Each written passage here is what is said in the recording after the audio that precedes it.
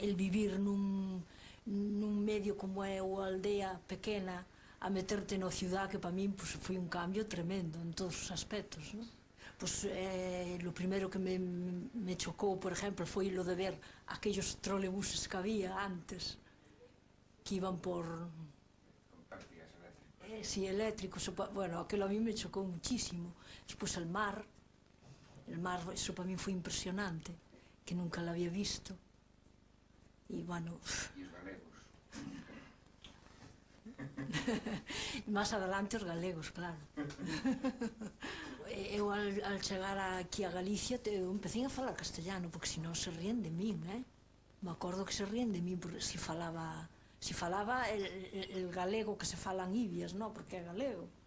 E se ríen de min. Que se ríen de ti, ou? Sí, por exemplo, eu estuve traballando nunha fábrica, e se me escapaba algo palabra en galego, pues se rían as compañeras. Tú, fíjate tú, sendo de Galicia, é que aquí en Coruña non se falaba galego nada. El que falaba galego xa lle dicían que era un pailán. Estaba prohibido. Porque, sí, Totalmente prohibido. tamén. Se vivía esas épocas, estaba prohibido totalmente. O único que se mandaban era falar a lingua de Cervantes. A lingua de Cervantes. E mandabanche panfletos e andaban así.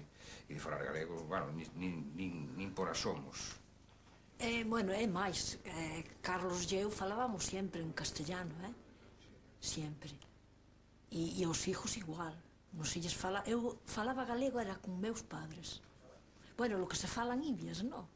Pero é unha situación que se estendía a outras familias, outros amigos meus que están nunha situación similar, que teñen orixe rural, pois a situación é a mesma. E quizáis a xente con máis sensibilidade agora, eu que teño 31 anos, e outra xente, pois sí, xa nos referimos a eles ou falamos con eles en galego, pero de pequenos, digamos, a nosa lingua nai é o castelán.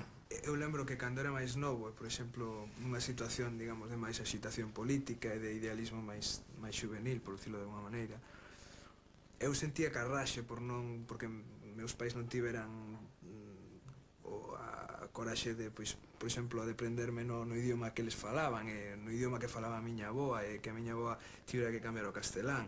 Pero, claro, eu penso que o tema é tan sinxelo como que, do mesmo xeito que meus pais aforraron para que eu pudera ir á universidade e pudera ter uns estudios e estas cousas, tamén me aprenderon o castelán para que eu pudera, digamos, ter unha posición máis cómoda na vida e un bon traballo, foi unha persoa de ben. Pois o mío sería moito máis sincero facelo, non? Pero naquele entón non.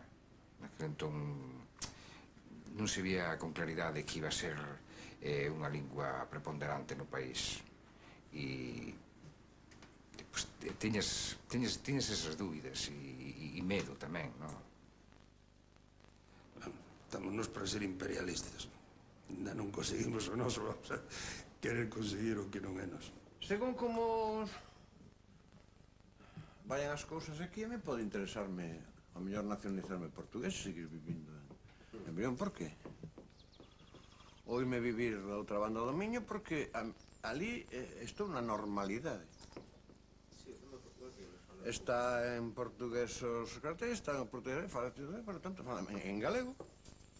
E quando Depor, a gente Celta, xoga Porto e Dolesa, mas xoga con vos, que o dedo Braga, depois do Sporting e Perisana. Vamos xogar a nosa liga e declarar a rebeldía. A galego portuguesa, esa sí que interesa. Selección nacional da Galicia e Portugal, xogadores desta terra, mercenarios marionetas. E o Marcial, também conheço, não? Não conheço o Marcial. Rádio Galega? À noite ouvimos muito aqui também, o Marcial. Pero em a Rádio Galega? Sim. Eu gosto muito, mas não tenho ali, tinha aquela antena. Aqui a NB, muito. Não dá em todos os sítios. Temos problema da TV Galiza e do telemóvel, dos móveis, também não temos. Este intercâmbio da fronteira, como existe noutras fronteiras, entre a França e a Espanha, entre a França e a Suíça, a Bélgica, a Alemanha, Itália e outros. Eu fui a Pamplona com pessoa da família. A que estava a Carlos- tocar, amigo? É? A que estava a tocar? Nada. Então está a tocar agora. E nós que somos aqui, neste aqui de Castro Laboreiro, somos acusados, quer dizer, passamos por galegos, que vimos ao Porto muitas vezes, dizem, agora vocês são galegos, porque temos uma pronúncia muito próxima da galega. Sim. A nós no centro, claro. Eles já têm mais dificuldade para compreender espanhol. Isso é normal. É normal. Nós falamos um português a tirar ao galego. Eu tenho livros ali, eu tenho um livro que vocês querem ler, que é escrito em galego, chama-se Afrânio. Non coñezo. Eu tenho ali o livro, que é publicado pela imprensa, que comprei aqui em Vigo. Estive aqui, refugiado. Era um deputado das Cortes, 1936. Dou fugido. Como se chamaba? Eu vou-lhe buscar o livro, espera um bocadinho. Vocês, o português também não entendem bem. Sí. Pelo menos o nosso portugués. O noso portugués.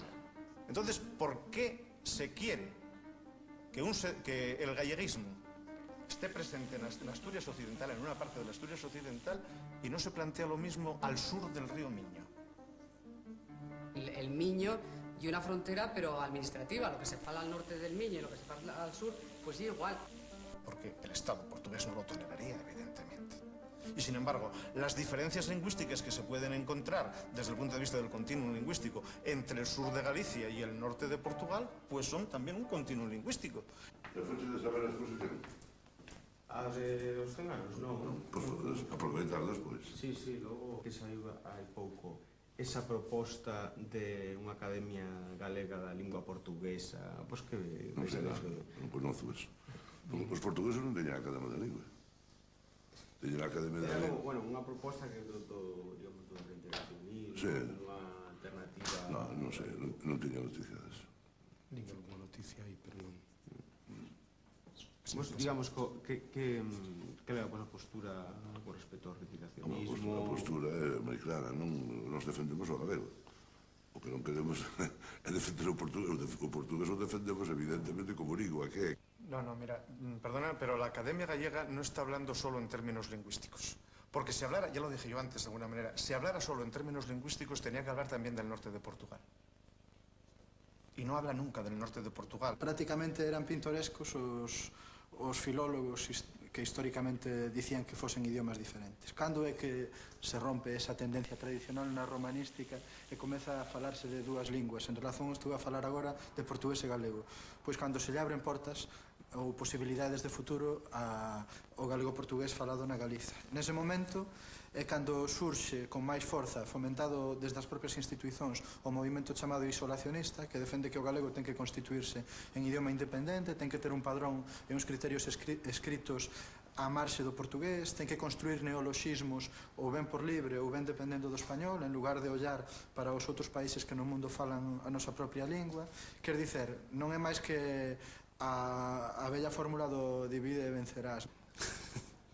O soño, outra tolemia, non? Na Unidade Popular, pues, supoño que soñará con que o galego é a lingua de Brasil, como Camilo Nogueira e outra xente, non? Hai de todo, Hai de todo. Hai unha lingua portuguesa, e logo nós temos unha lingua galega que defendemos, non? Nos partimos do suposto se nos perdéramos, se fóramos succionados pola lingua portuguesa, eu penso que desaparecería, o sea, engordaba a lingua portuguesa, pero desaparecía a lingua galega, non? Eso temos moi claro. Nos teríamos que pasarnos a Lisboa ser a academia galego-portugués ou algo así, non? Non, o que está claro é que o portugués é unha derivación do galego. Iso é así, lingüísticamente é innegable a unidade.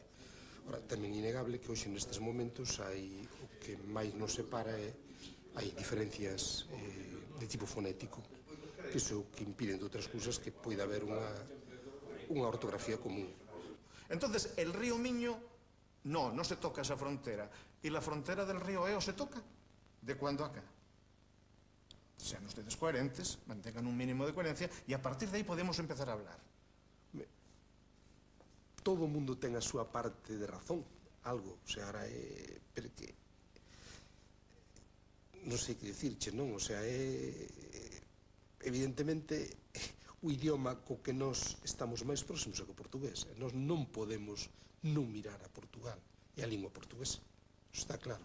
Que o que non se pode negar é que hai unha unidade lingüística que non vou dicir se son unha ou dúas linguas, aí non me vou pillar os dedos, non? Pero que é unha unidade lingüística, sí que hai.